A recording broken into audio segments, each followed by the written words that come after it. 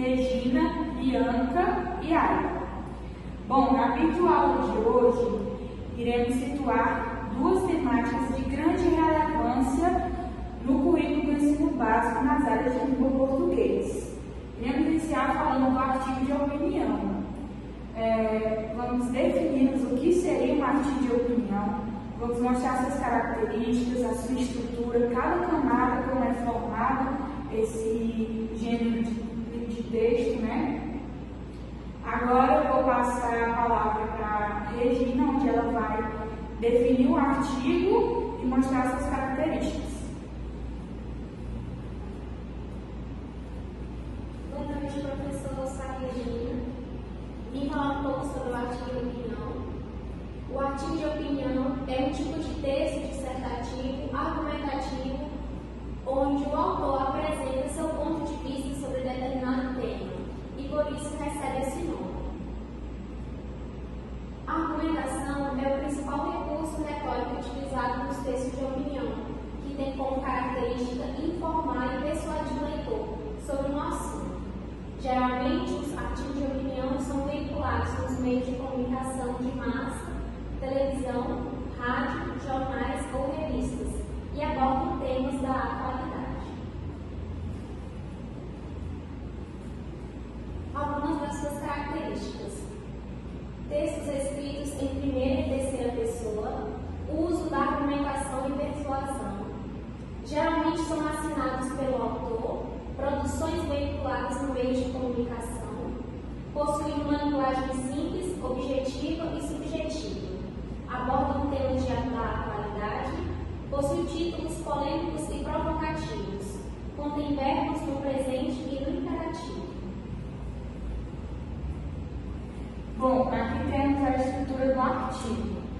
Geralmente, os artigos de opinião seguem um padrão da estrutura dos textos dissertativos argumentativos. Aquele texto que é cobrado para a gente na redação do Enem. Né? A introdução é onde vamos expor, onde vamos encontrar a exposição. É a apresentação do tema que será escolhido durante o artigo. O desenvolvimento é a interpretação, é o momento em que a opinião e a argumentação são os principais recursos utilizados. E a conclusão é a opinião, é a finalização do artigo com a apresentação de ideias para solucionar os problemas sobre o tema proposto. Aqui temos uma imagem de cada camada, né? É o que está dito aqui, só que de forma mais sintética, mais resumida. Agora, vamos observar cada estrutura que abrange o artigo de opinião. Esse artigo, o tema dele é Em Defesa do Livro da Leitura. O autor é Fabiano dos Santos Piúba, secretário da Cultura do Estado do Ceará. Em destaque, nesse primeiro parágrafo, temos a introdução, que seria a exposição. Nela, a gente apresenta a temática, apresenta o tema, acontece a apresentação do tema e o posicionamento do autor por meio de uma tese. Geralmente, a introdução ela é composta de 1 a 2 parágrafos. Aqui podemos ver o desenvolvimento, que é mais extenso, né? Por meio do nosso texto maior. Nele, acontece a apresentação de argumentos que justifiquem, comprovem ou neguem a tese.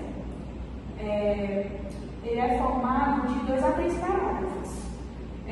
Um parágrafo para cada argumento defendido. Por último, temos a conclusão do nosso texto, que seria a opinião dada de acordo. Pode pausar.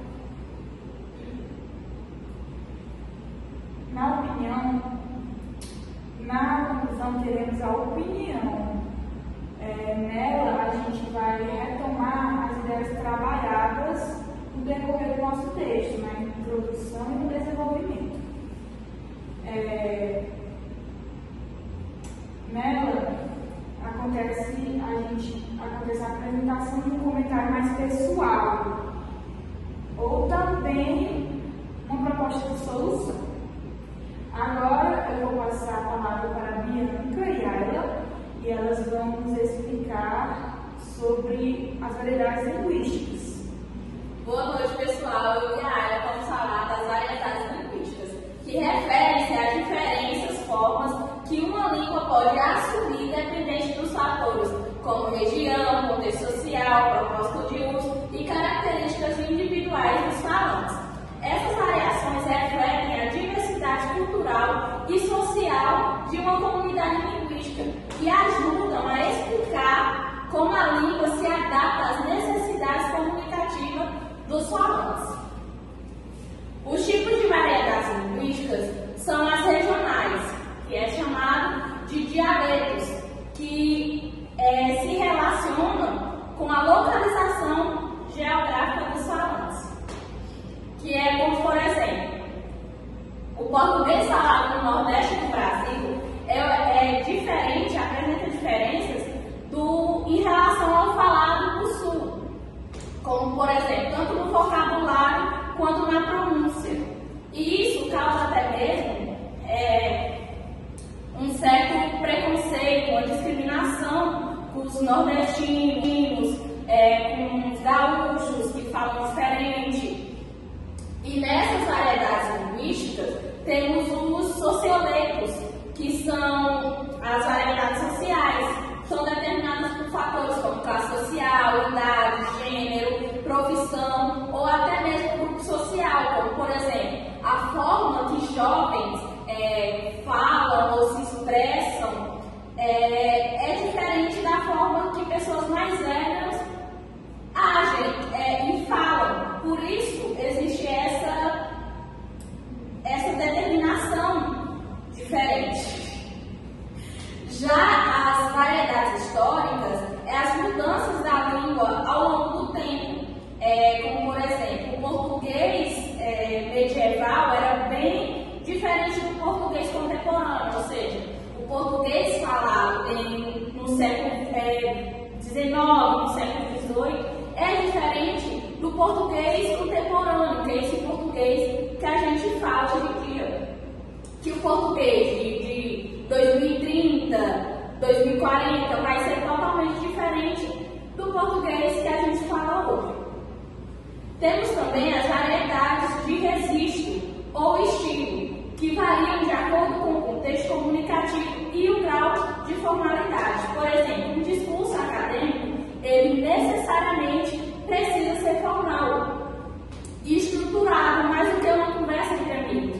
Ou seja, se eu vou apresentar um trabalho acadêmico, ele necessita de uma formalidade, que uma conversa entre eu e a Ayla, por exemplo, vai ser diferente. Eu não vou precisar usar palavras que talvez ela não entenda ou outras pessoas não entendam. A variedade linguísticas, ela tem os dialetos, que são os individuais, características únicas no modo de falar de cada pessoa, relacionada à experiência de vida, à localidade, à influência cultural. Ou seja, por exemplo, um nordestino, se ele vai morar no Distrito Federal, a partir do momento que ele chega no Distrito Federal, ele vai conviver com pessoas que falam diferente dele, que usam expressões diferentes dele, e isso vai, de acordo com o tempo, ele vai pegando aquela forma de falar, a forma que eles se expressam, e algumas pessoas, não necessariamente todas as pessoas, mudam com 1 ano, com 2 anos, sem determinado tempo. E por final, existem as variedades funcionais, que são relacionadas ao uso da língua em situações específicas, como por exemplo a linguagem jurídica, a científica ou a publicitária. A jurídica usada em julgamentos, a científica usada por cientistas em relação a certa doença. É uma doença que para eles é um nome, para a gente já é outro, que facilita a comunicação entre os cientistas, E a importância do estudo das variedades da linguística é promover a compreensão e valorização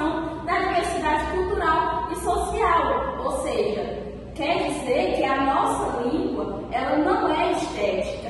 As variedades linguísticas mostram como ela é viva e em constante transformação e contribui para a formulação de políticas educacionais e linguísticas inclusivas. Ou seja, ajuda a evitar o preconceito linguístico, como discriminação, o preconceito, em relação ao sotaque ou à forma de expressão. Um exemplo é como o nordestino sofre quando vai para o Distrito Federal, para Rio de Janeiro, ou até mesmo uma cidade vizinha que a gente fala diferente. Para eles ali é motivo de piada, é motivo de chacota, é motivo para estar corrigindo. E uma coisa que a gente aprende estudando as variedades linguísticas é que não existe uma forma correta, entre aspas, de se falar. É a forma que a gente aprende a falar. Ou seja, quando a gente fala aqui para o nordestino, que ele fala uma palavra aqui para o candango pode ser errada, para o nordestino não é. É a forma que ele aprendeu a falar. E a Ayla vai explicar melhor a questão do preconceito e os outros assuntos. Por que isso importa na escola? A escola deve ensinar a norma padrão, a norma culta, mas sem desvalorizar os outros jeitos de falar.